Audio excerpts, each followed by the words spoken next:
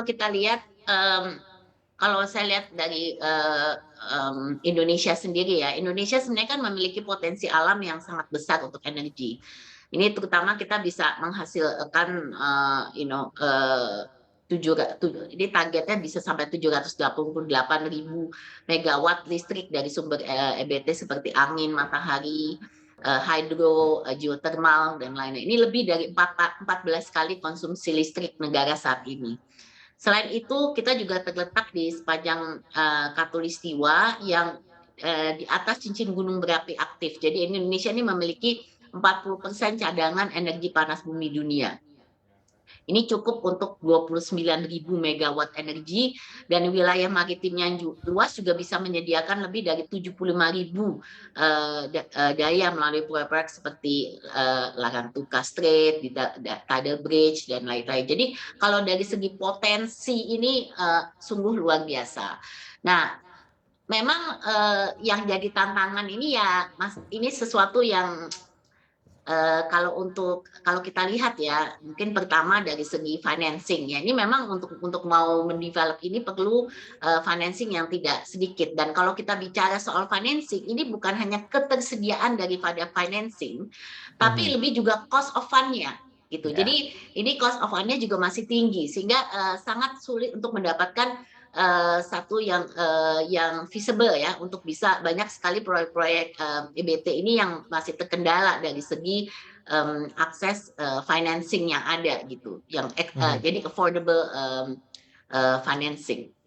Nah, mhm. kemudian ini juga masuk ke dalam, fiscal fiscal policy-nya ya. Jadi kalau kita lihat, insentif misalnya, insentif kalau dari, baik itu pajak, baik itu perbankan, mungkin apakah bisa memberikan, suku bunga yang pinjaman yang lebih murah misalnya untuk proyek. Ini kan belum terjadi ya sampai saat ini. Mmm, Jadi insentif-insentif ini juga belum bisa, masih belum bisa mendorong lah, masih menjadi mhm, tantangan. Kedua, mhm. mungkin dari aspek teknologi, ini kalau kita lihat kan kalau dari, EBT ini, kita ini tidak semuanya, base load ya. Jadi kalau mungkin yang base load cuman geothermal dan, hydro. Kalau yang seperti solar, seperti wind ya, angin itu kan masih intermittent gitu. Jadi ini juga masih, menjadi kendala, dan karena kita ini, masih base-nya sangat fossil fuel, jadi, dominasi fossil fuel, dan juga kalau kita lihat,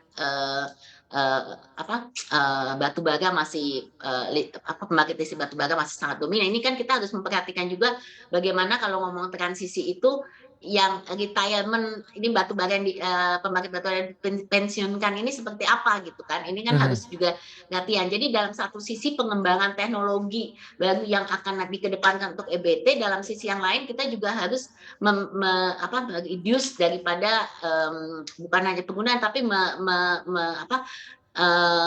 mempensiunkan tadi gitu, yang iya, pembangkit-pembangkit yang, batu bara gitu. Jadi mhm, ini menjadi, saya rasa menjadi sesuatu isu, solusi yang harus ada gitu mhm, untuk mengakselerasi, dan ini juga harus, dikurangi gitu. Jadi ini mhm, yang saya rasa teknologi juga masih menjadi, aspek penting. Dan yang ketiga juga yang hubungannya mungkin dengan, skills-nya juga ya, iya, kalau kita lihat human capital development-nya dari sumber dayanya kan, kalau kita mau, masuk ke dalam lebih banyak kepada EBT, ini dari segi,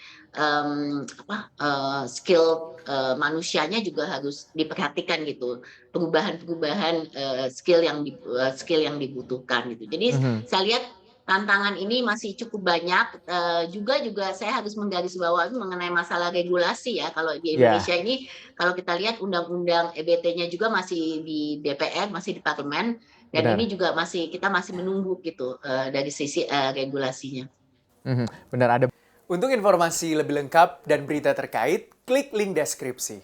Dan jangan lupa juga untuk download aplikasi CNBC Indonesia yang tersedia di Play Store dan juga App Store. Jangan lupa subscribe ya.